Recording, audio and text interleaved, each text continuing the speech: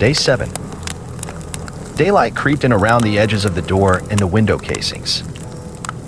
Jake got up and walked to the window and opened the shutter so he could look down toward the bottom and retreat. The shutter was a single unit made from a series of boards nailed to 3 cross members. You had to remove the 4x4 brace which sat horizontally across the shutter and lift it from its bottom toward the ceiling to open it. It was attached by hinges at the top of the window frame. To hold it open, you had to hook a metal hook which was attached to the bottom at both ends of the shutter into eye bolts which were attached to the rafters in the ceiling. When Jake looked out the window, he didn't see anything. He couldn't see the back door of the retreat because the tool shed blocked his view. He could see his foot impressions in the weeds which led from the back of the tool shed to the bottom of the hillside below the cabin. There appeared to be only one set of impressions, and he was happy about that because it meant the Bigfoot didn't follow him up to the cabin.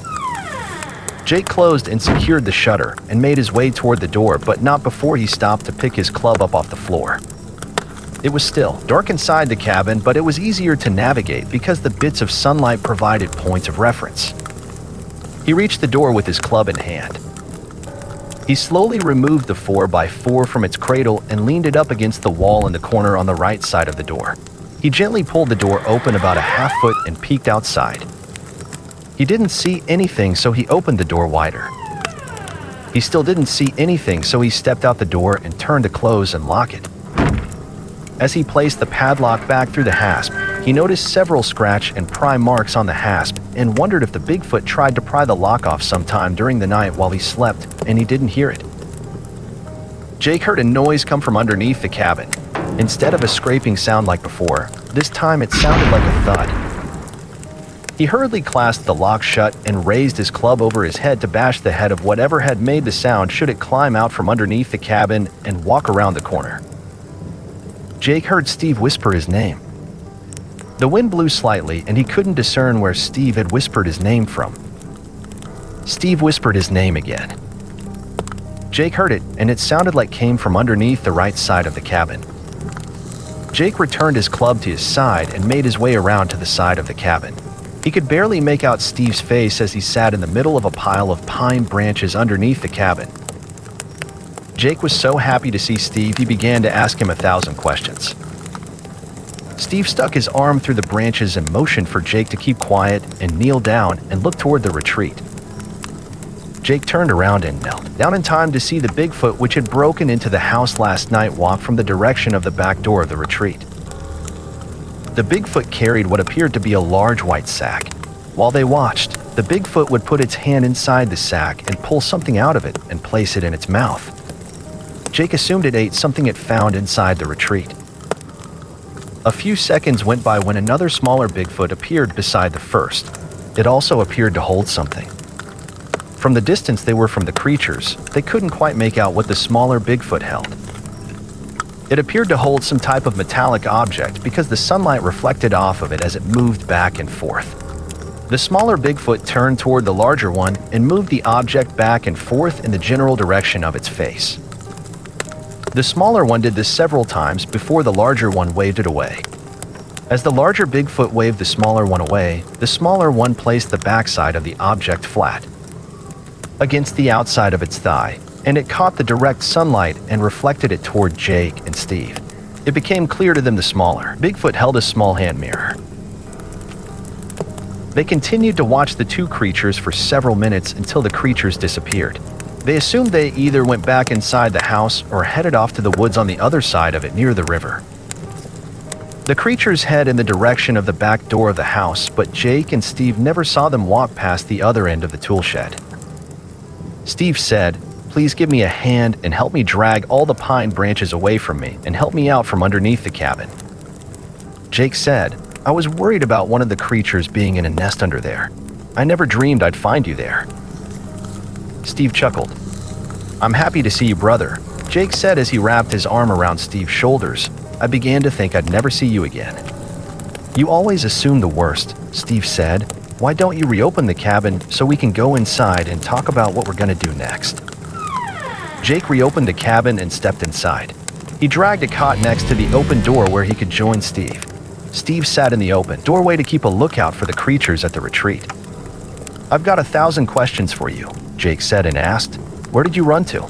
Did you see any other creatures besides the one which broke into the house? Where did you stay last night? How did you survive?" Steve said, "When I ran out the front door, I ran to the front gate and opened it. I turned left and ran toward the wash house, but noticed you'd briefly stopped to close the door. I wondered to myself why you would have closed the door. I thought it would slow the Bigfoot down if it couldn't figure out how to open it," Jake said. "I guess I figured wrong." "Yeah, no shit," Steve said. "When I saw and heard the Bigfoot bust through the door, I ran down the road and ducked behind the tool shed and hid at the top of the riverbank in the car lot. I tried to get your attention when you ran by, but I noticed the Bigfoot was in hot pursuit and I didn't want to attract its attention. You had a sizable head start on the Bigfoot, but it gained ground quickly." Jake said, "I know. The closest it ever got to me was probably within 30 feet. I don't know why it didn't overtake and catch me. I ran into the woods along the river and then made my way up to the retreat. I discovered the back door of the retreat ripped from its hinges and suspected the Bigfoot laid in wait inside. I hid out behind the tool shed for about an hour before I headed here and secured myself inside and waited out the night. I heard a scraping sound come from underneath the floor and suspected it was the Bigfoot, but passed it off as a pine branch scraping the outside wall. What you probably heard was me drag the pine branches under here to hide in." Steve laughed and said, "I didn't even know you were in here at all until I heard a thwack on the floor." Jake said, "My club rolled off the cot and hit the floor. I knew for sure you were in here when I heard you walk across the floor and open the shutter on the window," Steve said. Jake glanced toward the ground. "I slept most of the night in this cot." "You enjoyed the comforts of home in a secured cabin, while I had to survive out here and freeze my ass off last night with the creatures," Steve said and smiled. "I had no clue where you went," Jake said as he glanced at Steve. "I didn't even know where to start to look for you. You must not have made it here until around 3:30 this morning, because that's when I thought a Bigfoot set up camp underneath here. That's about the time I heard the branches scrape." Steve laughed and said, "I'm only joking about you leaving me out in the wilderness with the creatures to die while you were safe and sound in here." Jake said, "If it makes you feel any better, I wasn't too comfortable because I suspected you were a Bigfoot crawling around underneath the cabin." "Yeah, and I suspected a Bigfoot was in here when I heard the thwack on the floor when your club rolled out of your cot," Steve said and smirked. They both laughed. Steve said, "Anyway, back to my story. I continued to wait behind the tool shed at the top of the riverbank for what seemed like an eternity until I was convinced the creature or creatures weren't going to return. I ran back to the house and grabbed the pitchfork and a flashlight and ran back out behind the tool shed to hide while I thought about where I was going to spend the night. I thought for sure I was going to be stranded here. If the Bigfoot which chased you would have gotten a hold of you, it would have more than likely carried you off somewhere or killed you. I knew you had the keys in your pocket because you rarely ever take them out and put them down. Anywhere except when you sleep at night." Jake chuckled and nodded. "I don't know how to hotwire a car," Steve said. "I had no idea if the Bigfoot got a hold of you or if you'd escaped and hid out somewhere. I thought better about using the flashlight because the light would lure the Bigfoot right to me." "That's smart because as dark as it is here, the Bigfoot would have seen the light from a mile away." "I left the flashlight off and made my way up the trail to the cabin," Steve said. "If I could have gotten inside here, I would have waited it out until morning and then went and looked for you." "Great minds think alike," Jake said and smiled. "Once I got here, I used the tines of the pitchfork to try to pry the hasp lock off of the front door. The lock held fast, so I thought about ramming the door to get it open instead. I decided against trying to get in here that way because any noise I made would more than likely attract the creature's attention. Then I decided to gather some pine branches and hide underneath the cabin until first light." Jake asked, "About what time did you try to pry the lock loose?" "It might have been around 2 o'clock or so," Steve said. "I'm not too sure because I couldn't check the time. You know I never wear a watch. Why is the time about me trying to pry the lock off the door so important?" "Because I was already inside the cabin trying to be quiet and must have drifted off to sleep and didn't hear you." "We now have 2 options. Option 1 is to try to get to the car like we'd originally planned, and option 2 is to try to wait it out here until either the hillbillies or neighbors come by." Steve said as he pointed to the direction of the bridge. I think we should go with option 2 because the creatures are still out roaming around near the bridge. Jake stood and looked out the door toward the bridge, and both creatures were headed in that direction. It appeared the larger Bigfoot still carried around the same white sack they saw it with earlier. Jake said, "We're gonna have to try to get back to the house to get our food supplies and clothes. We also need to grab some cookware and firewood. Our only source for water is gonna be the spring." Steve said, "We'll have to make multiple trips because we can't carry everything from the house all at once." "I'm aware of that. We're gonna have to try to carry as much as possible each trip, though. Are you ready to make the first trip to the house?" "Yep." Jake moved the cot back to its original location on the other side of the room and stepped out the door and closed and locked it behind him. He picked up his club and Steve picked up the pitchfork, and they walked down the trail to the house. Jake said, "The first thing I want when we get to the house is a bottle of water and a cigarette." "I'm thirsty as hell," Steve said. It was obvious a creature or creatures ransacked the house when they neared the front gate. Jake said, "Maybe the Bigfoot that broke in returned to look for something." A lot of stuff was strewn across the front yard. One of their coolers, specifically their food cooler, hung open by its handle 9 feet up in a tree in the front yard. Its contents gone. It appeared the creatures tore up the cushions from the porch furniture. Stuffing lay everywhere. They cautiously approached the front door, Steve ready with the pitchfork and Jake ready with the club. They weren't sure if any creatures remained inside the house. They stopped a few feet from the front door to listen for any sign of them inside. They heard nothing. Steve stepped into the house first, and Jake followed close behind him. The entire kitchen had been ransacked. The table turned upside down, the chairs shattered. The doors of the kitchen cabinets were ripped completely off of their hinges and lay scattered about. The contents of the kitchen drawers and cabinets lay all over the floor. It appeared in their rage the creatures smashed all but one case of water, which was nestled in the corner and sat on an extra kitchen chair. Their non-perishables were scattered everywhere. All that remained of their food items were 3 dented cans of pork and beans, 4 dented cans of soup, and 1 small bag of rice. It appeared the creatures tried to open the tin cans by smashing them against things, but were unsuccessful. They did get the cans of tuna open, however, because the empty cans lay in a pile underneath the back kitchen window. They broke the tuna cans in half, ate the tuna, and pitched the remains of the cans aside into a pile. Jake said, "We need to check out the remainder of the house before we try to pack what little we have left to take back to the cabin." Steve entered the living room cautiously with Jake right behind him. The creatures upset both couches and tore the stuffing out of one. The other had been picked up and thrown against the wall. It lay in pieces under a huge hole in the plaster. The hole exposed the 2x4 studs inside the wall all the way to the outside clapboards. Pieces of insulation lay everywhere. Pieces from Jake's grandparents' old rocking chairs lay beside and behind the coal stove against the wall. The door they had nailed over the living room window was torn free of the window casing and lay broken in 2.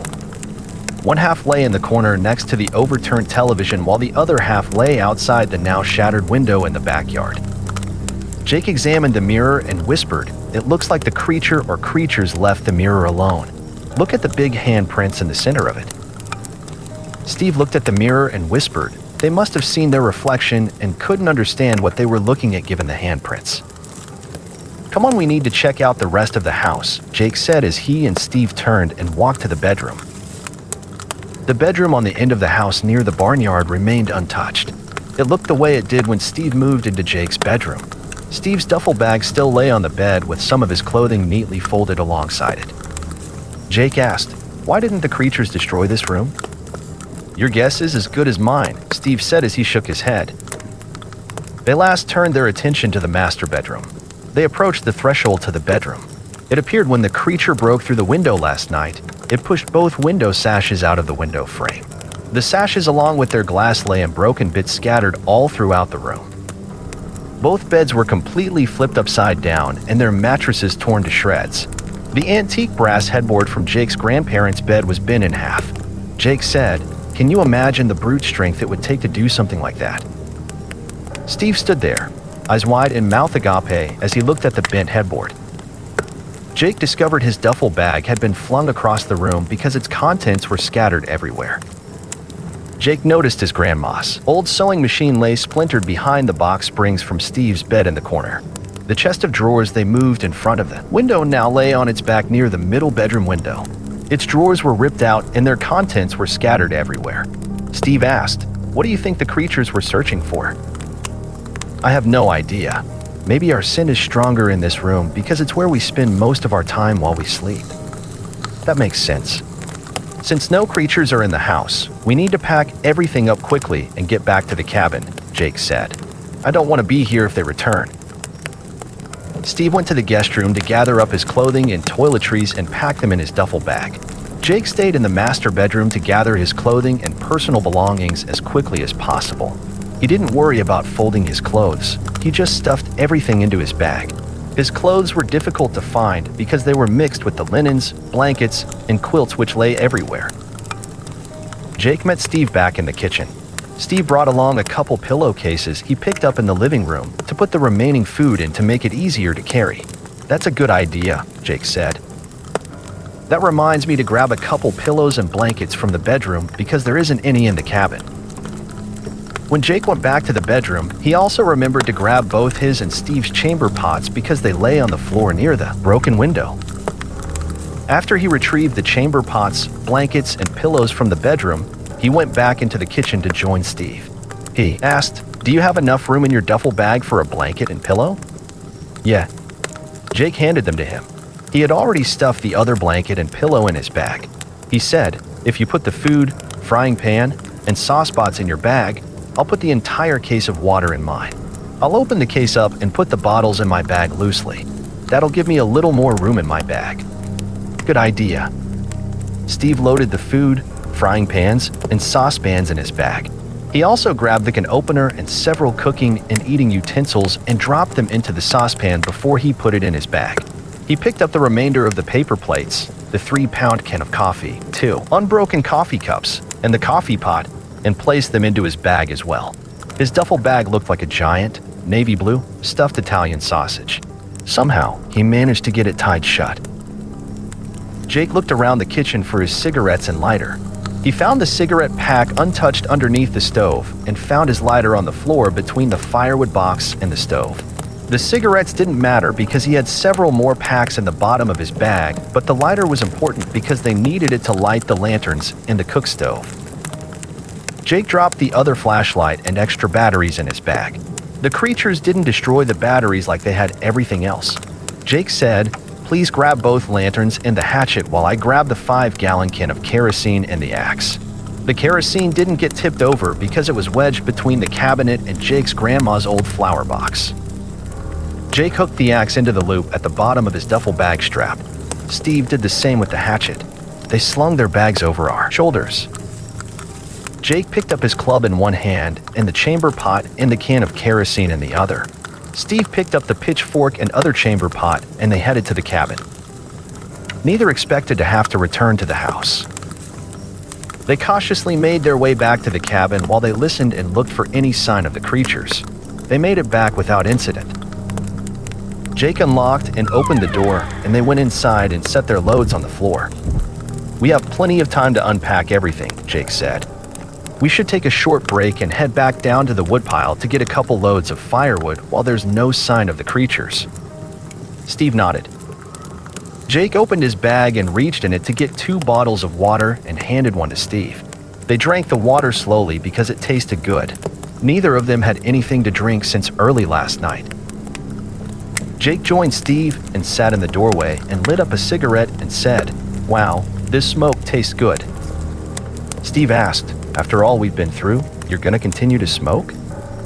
"It's a bad habit," Jake said as he exhaled. "Believe it or not, I considered quitting smoking last night, but now's not the right time. Cigarettes help to mellow me out and keep me calm. I promise I'll try to quit if we ever make it out of this hellhole and back to civilization." Okay. I'll quit hounding you about smoking." Jake finished his cigarette and both of them finished their bottles of water and were now ready to get a couple loads of firewood. Jake closed and locked the cabin door. "We're lucky the tipped-over lanterns didn't set the house on fire," Jake said. "If that would have happened, we wouldn't have anything." Steve said, "The lanterns are actually newer and have a safety feature built into them that stops the flow of kerosene and snuffs the wick in the event they get tipped over." I wasn't aware of that. The lanterns look old and weather-beaten. They make them that way so they look antique. Grandma and Grandpa must have replaced their old lanterns at some point, Jake said. They were halfway down the trail to the house when they heard a Bigfoot scream. It sounded like it came from across the river near the car. They guessed it was the big male they saw a few days earlier. They quickened their pace. They reached the woodpile in record time and grabbed the biggest loads of firewood they could safely carry. They hurriedly made their way back to the cabin. Jake fished around in his left front pocket to retrieve his keys when they neared the door. When Jake pulled his keys free from his pocket, he accidentally dropped his load of firewood. The majority of the firewood fell against the cabin door and made a horrendous sound. Jake was sure the loud noise would give their location away. He quickly unlocked the door and Steve stepped inside and piled his load of firewood under the shuttered window. Jake regathered his load and placed it on top of Steve's pile. They stepped outside to see if any creatures approached the cabin. Everything outside was eerily still. No animal sounds came from the forest. No gentle breeze blew. Jake said, "This lack of noise might mean one or more creatures are near. I've noticed when the woods fall silent. The creatures tend to be nearby. I put 2 and 2 together the other day when we were in the barnyard when the Bigfoot screamed on the hillside above us." "I didn't make the connection," Steve said as he tilted his head. They didn't hear anything approach from the hillside above the cabin, so they focused their attention on the hillside and bottomland below them. The Bigfoot across the river screamed again, and this time another one joined in. The scream from the second creature came from downriver at the lower end of the bottom. The second scream got closer. Jake said, "We should get into the cabin and close and secure the door." Steve nodded as they stepped back inside. Jake walked to the window.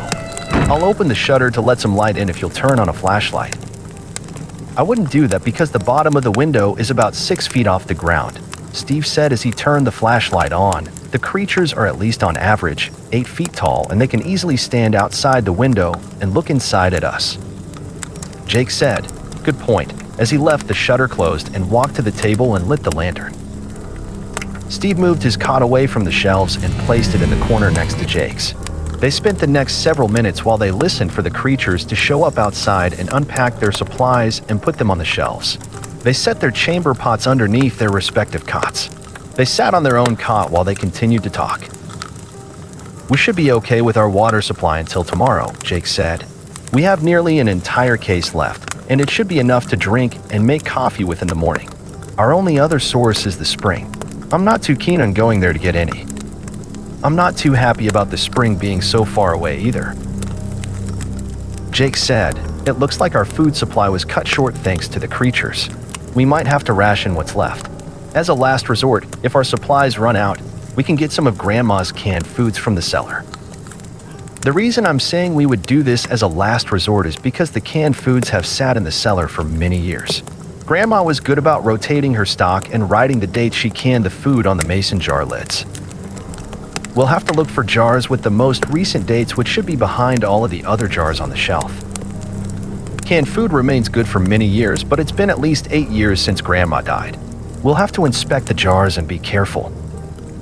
If I remember correctly, there should also be several large galvanized buckets in the cellar we can use to fetch water from the spring. We should open the doors since we haven't seen or heard anything from the creatures, Steve said. Opening the door will make me feel better because the cabin's small, it smells musty, and I'm claustrophobic. My claustrophobia is especially bad while I sit here in the dim light coming from the flashlight and lantern. Jake nodded. "I didn't know you had claustrophobia." "I suffer from it a little bit too when I'm in tight spaces. If you open the door, we're gonna have to keep our eyes and ears open and be ready to close it in an instant if the creatures show up." Steve stood and opened the door slightly and peered down the trail. He evidently didn't see anything, so he opened it all the way. Jake said, "Since you don't see anything, I want to open the shutter to make it lighter inside the cabin. I want to conserve some energy and shut off the flashlight and snuff the lantern." "Okay," Steve said as he stepped outside to look down the remainder of the hillside at the bottom to see if he could spot any creatures. Jake also looked in that direction when he opened the shutter. Neither one saw any creatures approach. Jake said, "The forest sounds are coming back, so the creatures must not be too close." Steve sat in the doorway and Jake sat on his cot. Steve asked, "Do you think there might be any weapons in the retreat?" I wondered that myself last night, but was too afraid to look around inside the house. I suspect the creature which chased me down the road might be the same one who broke into the retreat and might still be inside it. That realization changed my mind about going inside it last night to look around. Maybe if the coast is clear, we can go in there and look around for a gun and some ammunition, Steve said. Jake said, "Our best bet to do that will be after dark because we'll be fully exposed when we run through the bottom in the daytime. Remember the lack of tree cover? The creatures will see us run toward the house and likely head us off and attack us. Before you get any bright ideas, trying to stay in the retreat is completely out of the question. We'll never be able to board up the windows and doors." I've been inside the retreat several times while growing up. It has 4 massive picture windows in the great room and 3 in the dining room, not to mention all the windows in each of the 4 bedrooms and kitchen.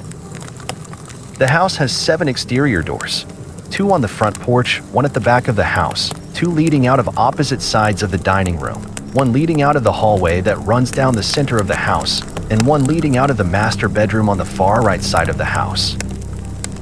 The house itself is very large, and it's sort of C-shaped. That's why there are so many windows and doors. "There's no way we can board that house up," Steve said. "I'll feel much safer if we stay here in the cabin," Jake said. "The walls are strong because they're made from logs and the window and door are secured from the inside." "I agree," Steve said. "It's like a fortress." "I think my grandparents knew about these creatures."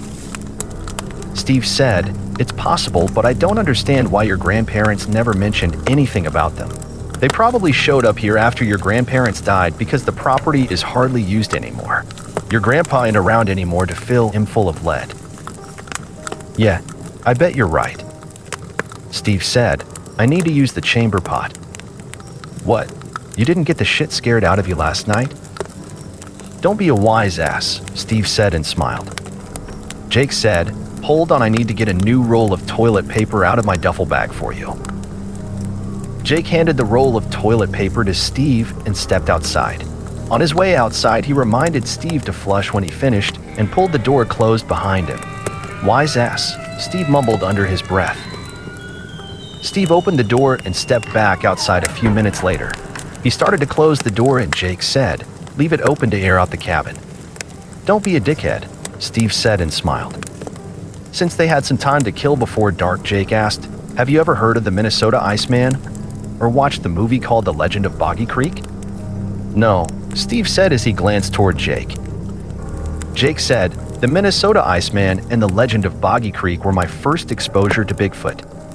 When I was 6 or 7 years old, my mom and dad took me to the mall to see the Iceman. It was supposed to be a Bigfoot frozen in a block of ice. The top of the ice was clear and you could look down through it to see the Bigfoot. The Bigfoot was nearly 7.5 feet tall and it lay on its back with its left arm drawn above its head. I remember my dad saying how you could clearly see the bullet wounds through the chest and 1 or 2 in the Bigfoot's right lower leg. I even remembered asking my dad to hold me up so I could see it through the ice. The box it was in looked like a large coffin and was nearly 3 feet thick. I wasn't quite tall enough to stand on the platform and look directly through the top of the ice. To my young eyes, it looked extremely real. Now that I've seen the creatures up close and personal, I now know the Minnesota Iceman was a real Bigfoot. I wish I could have seen that back then," Steve said. Jake said, "The Legend of Boggy Creek is supposed to be based on a true story. The movie came out in the early 1970s, but I didn't see it until around the time the Iceman came to town. My mom and dad took me to see the movie, and we saw the Iceman when the movie let out. The movie took place in Arkansas. The creature was supposed to be a Bigfoot, and it wreaked havoc on a small Arkansas town called Fouke. It would come and go back and forth into the deep woods and would occasionally come out of hiding to scare and mess with people. The Bigfoot stuck its hand through a broken window to try to grab a man that sat on a couch in front of it. It tried to open the door to the house by turning the doorknob. The same man sat on the commode in the bathroom, and it knocked the screen out of the bathroom window to try and get him. It finally got a hold of him, and he ended up in the hospital in shock. The people of the town didn't know too much about it except that it seemed dangerous. They weren't even sure what it was, so they called it the Boggy Creek or Fouke Monster. "We damn sure know what these things are. They're Bigfoot," Steve said. Ardently, Jake agreed. "When you told me the story your dad told you yesterday, it reminded me about a story my dad told me of a time when him and his best friend Spencer used to run all over the place down here when they were in their teens. My dad never mentioned about seeing a Bigfoot himself, but he said his friend Spencer told him he had a run-in with one at one time. He said Spencer had picked up his girlfriend and they went somewhere over in the next county and parked. He said Spencer said him and his girlfriend were in the back seat of his car making out. He said they were getting pretty hot and heavy and something started to rock the car. My dad said Spencer told him he didn't pay any attention to the car rocking back and forth and continued to fool around with his girlfriend. He said Spencer told him they had the windows down and his girlfriend smelled something stinky coming from outside. He said Spencer told him his girlfriend looked up and saw a Bigfoot looking through the side window at them. She screamed and threw Spencer off her, and he saw the Bigfoot too. He said Spencer told him the Bigfoot hit the roof of the car and then pushed the car sideways and caused the car to roll backwards down the hill. My dad said Spencer told him the car rolled down the hill and crashed into a tree. He said the Bigfoot screamed at them and ran down the hill toward them. Supposedly, Spencer hurried up and climbed into the front seat to start the car, but it wouldn't start. He said his girlfriend kept screaming from the back seat, and he kept telling her to roll the windows up in the back and lock the doors while he did the same in the front. He said the Bigfoot reached the car and pounded on it. He said Spencer laid on the horn to scare it away. It evidently worked because it retreated into the woods. He said Spencer tried to get his car started, but it wouldn't start.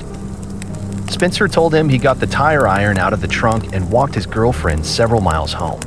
He said after he dropped his girlfriend off, he walked on home himself. My dad told me Spencer showed up at my grandparents' house the next day and asked him for a ride to get his car. My dad said Spencer explained what had happened, and my dad thought he was full of shit. My dad took him to get his car and saw where it had rolled down the hill and crashed. He said he saw the dents in the roof and on the side of the car. He said when he saw the dents, he didn't doubt Spencer's story. Apparently, Spencer's girlfriend didn't want anything more to do with him after that, though. She broke up with him. "Wow," Steve said. "Can you imagine that happening to one of us?" "Yeah, especially since we've witnessed what's going on around here. That would sure be embarrassing." "You're not kidding." It now approached dark, and Jake noticed tonight must be the first night of the full moon because he saw it rise in the eastward sky. Will still be visible to the creatures when we cross the bottom because of the moonlight. I still want to go and see if we can find a gun and some ammo. Do you want to eat first or wait until we get back? "I'll wait until we get back," Steve said as he rubbed his belly. "I agree," Jake said. "I move easier on an empty stomach, and besides we'll only be gone a few minutes. We'll need to take the flashlights because we'll need them to see inside the house. We shouldn't turn them on until we get inside, though, because they'll draw the creatures to us like a moth to a flame." Steve nodded. "We don't need another episode like last night." "That's for sure." They each grabbed a flashlight. Jake grabbed the axe and Steve the pitchfork. Jake closed and locked the door before they carefully made their way down the hillside toward the retreat. On the way, Jake whispered, "Head toward the back of the tool shed. It'll block our view from inside the house." The creatures might still be holed up in there or could have come back, especially if they found food. Steve nodded and whispered, "I hope not," while he tightly clutched the axe handle. They ran from the tree line to the back of the tool shed. They briefly stopped to catch their breath. Steve made his way to the end of the tool shed and peeked around the corner of it toward the open back door. He made his way to the back of the house and stood to the right of the back door with his back against the outside wall. Jake did the same. They stood and listened for a few minutes, but didn't hear any noise come from inside the house. Jake whispered, "Remember, this house is huge and the Bigfoot could be holed up in the great room at the far end of the house, and we won't be able to hear it from here." Steve nodded. Steve turned to face the open back door and stepped upon the porch and entered the house. Jake followed behind him. The back door entered into the kitchen. They left their flashlights off. By way of the moonlight, it was evident the retreat had suffered the same fate as Jake's grandparents' house. Stuff was thrown about everywhere they looked. Instead of just ripping the doors off of the kitchen cabinets, the creatures ripped the entire cabinets off of the walls. Food, broken glassware, pots and pans, and splintered wood was everywhere. Jake pointed out the semi-fallen refrigerator to Steve.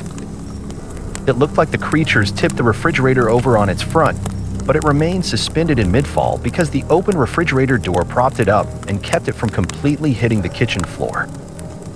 Jake pointed beyond the refrigerator to the dining room. The dining room was to the left beyond the kitchen and didn't have any other rooms which branched off it. The dining room looked undisturbed. Jake then drew Steve's attention to a closed bedroom door to the right of the open back door. Jake stepped over to the door and opened it cautiously. It too appeared undisturbed. Jake and Steve next moved toward the hallway which led out of the other side of the kitchen. The long hallway led to 2 bedrooms on the back side of the house and one on the front side at the other end next to the great room. Jake remembered the hallway having wall-mounted wooden shelves which lined one side of it from floor to ceiling, which housed hundreds of books and National Geographic magazines. The shelves now lay in ruin and all the books and magazines lay scattered on the floor. The first door to the right just inside the hallway opened into a bedroom. Jake carefully opened it, and from what he could tell, it appeared untouched. They continued on down the hall to the closed master bedroom door, which was also on the right. They noticed the bedroom door across the hall from the master bedroom stood open. Jake opened the closed door and looked inside. He quickly flashed his light to see inside because it was dark. This room was untouched as well. Steve looked in the open door across the hallway, and this room had 2 twin beds which were flipped over. Their mattresses were torn apart. It also had what appeared to be a small nightstand that lay broken into pieces in the corner. Still, there was no sign of any Bigfoot inside the house. The last room they needed to check was the great room, which was located straight ahead. They stepped into the threshold of the great room shoulder to shoulder. They expected a Bigfoot to be lying in wait. Moonlight shined through the large picture windows and made it easy to see. Steve looked to his left while Jake looked to his right. They didn't see any creatures. What they did see was a huge mess. The couches and chairs were flipped upside down and torn to shreds. Both beds, one near each of the picture windows on the other side of the room, looked like their cousins they saw earlier in the bedroom. A card table and chairs lay smashed in the corner, puzzle pieces scattered everywhere. The old upright player piano was pushed over on its front and was completely destroyed. The top lid of the piano and the lid which covered its keys were both ripped from their hinges. Several piano keys lay on the floor and appeared chewed on. The player mechanism was ripped from the piano and lay smashed a few feet away. End tables were turned over, their contents and lamps lay on the floor in ruin. Jake whispered, "We can probably turn on our flashlights so we can quickly find what we're looking for." Steve nodded, and they turned their lights on. Jake shined his light around the great room and spotted an old rifle which hung above the mantelpiece on the big stone fireplace. He pointed the rifle out to Steve, and Steve righted a chair and pulled it over to the fireplace where he could stand on it to reach the gun. While Steve got the gun, Jake searched for any type of ammo. He turned an upset drawer over on the floor that lay in front of what once appeared a writing desk. Jake didn't find any ammo. Steve whispered, "The rifle looks like an old 12-gauge pump shotgun." Jake continued to look through the wreckage in the great room to no avail. He whispered, "We're gonna have to split up and search the bedrooms." Steve nodded. While they made their way back down the hallway, Jake searched the master bedroom, now on the left, while Steve searched the one directly across from it. Jake tore through dresser drawers and closet shelves and emptied any boxes he found. He found nothing. Steve didn't find anything in the mess across the hallway either. They both searched the next bedroom and still didn't find any ammo. Jake whispered, "You take the last bedroom near the open back door while I search the dining room." Okay. After a few minutes, they met back in the kitchen empty-handed. Steve commented before Jake could, and he expressed Jake's thoughts exactly. Steve asked, Why in the hell would someone own a gun without any ammunition? Jake shrugged his shoulders and said, I know of only one other place to look, but I doubt we'll find any ammo there either. Steve asked, where's that? The tool shed. Why would they keep the gun and ammo so far apart?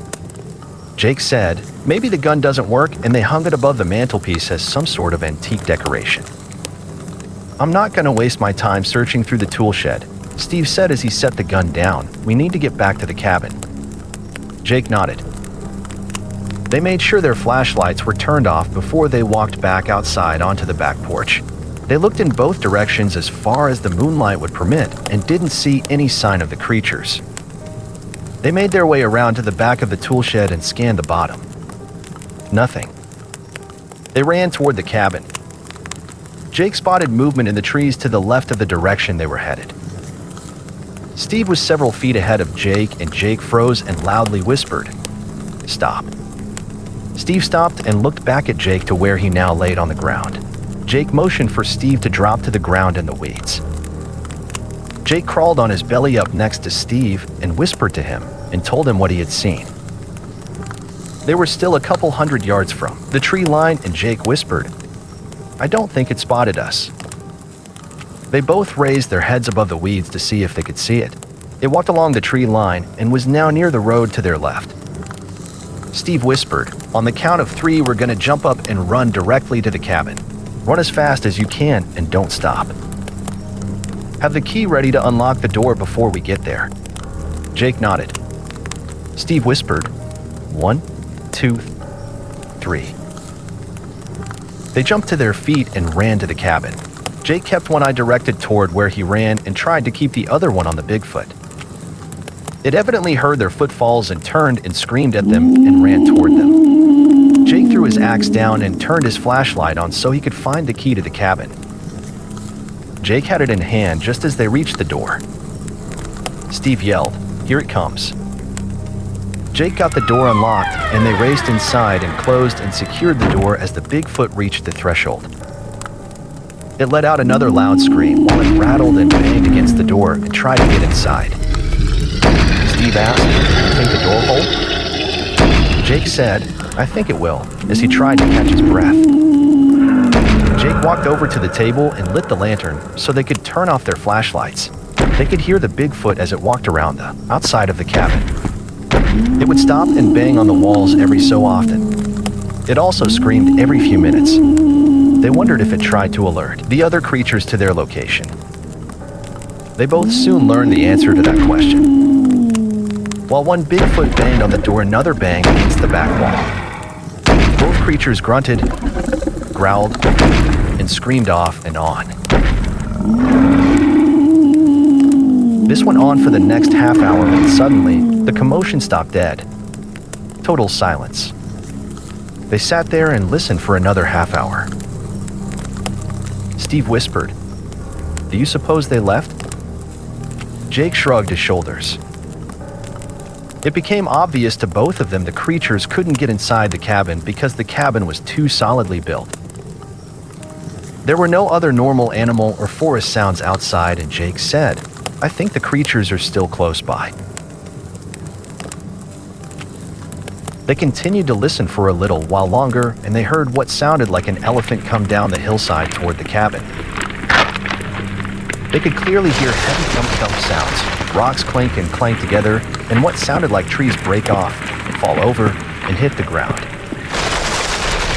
This commotion went on for about 2 minutes, and it suddenly stopped.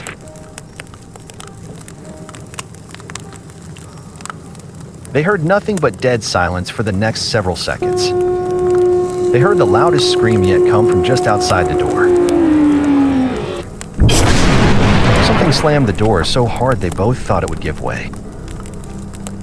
They saw dust fall from between the 4x4 brace and the brackets which held it in place.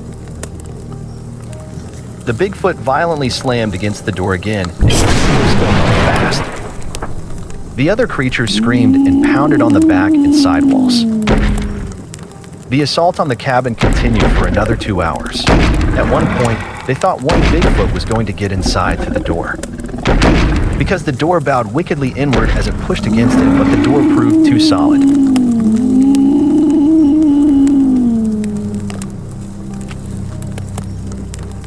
The creatures must have finally decided to give up and retreat because they no longer heard them prowl around outside and the normal forest sounds returned. Jake and Steve were famished. Jake said, "We should eat a cold can of soup. It's late and I don't want to get a fire going in the stove." Steve agreed. Jake opened his can of soup and sat down in the middle of the cabin floor to eat it. Steve followed suit. The soup tasted good but didn't provide enough sustenance. Jake was still hungry and so was Steve. They had both been without anything to eat for nearly 36 hours. Jake said, "We should open a can of pork and beans and split it. The beans should provide us with enough protein. We should be able to get by until we can raid Grandma's cellar tomorrow." Steve agreed. Jake opened a can of beans and divided it evenly between both of them. He emptied half the beans into Steve's empty soup can. After Jake was done, he lit and smoked one last cigarette for the night. He planned to climb into his cot to try to get some sleep. The past 36 hours had taken a toll on both his body and his emotions. He desperately needed some sound sleep, but he expected the creatures to return sometime overnight, and he knew if they returned, they would definitely interrupt his sleep. Jake put his cigarette out and threw the butt into the firewood chamber in the stove. He climbed into his cot to get some rest. Steve turned the wick down on the lantern to dim the light inside the cabin and moved it to the top of the stove. He made his way to his cot and laid down. Jake said, "The cot's a little more comfortable now that I have a pillow and blanket." "I wouldn't know," Steve said. "I didn't get to sleep in one last night." "Wise ass," Jake said, and soon drifted off to sleep. Jake awoke in the dark several hours later to the most wretched stench he had ever smelled. It smelled like a combination between a dead and decaying animal and some type of rotten vegetable. Jake thought, maybe the creatures came back while I was asleep. He soon realized the smell came from Steve as he lay and farted in the cot next to him. Jake assumed the lantern had run out of kerosene while they slept, and this explained why the cabin was plunged into total darkness. He got up and felt his way over to the table to retrieve his lighter to relight the lantern, but then had second thoughts about it. He figured the second a spark flew from his lighter, the cabin would explode due to all the methane gas which was trapped inside it. It appeared the cabin was definitely airtight, and it also appeared the beans did a number on Steve. Jake looked at his watch and learned it was 5:10 a.m., so he decided to feel his way back over to his cot and lay back down. He couldn't fall back to sleep, so he lay and listened to the normal forest sounds along with Steve snoring and explosive farts which would come every few minutes or so. Since he couldn't fall back to sleep, he formulated a plan to get to his grandma's cellar to retrieve some of her canned foods. It became obvious last night they would run out of food before they could escape. Jake hoped there would still be some edible canned food left in the cellar. It was made of concrete block and the back half of it was built into the hillside.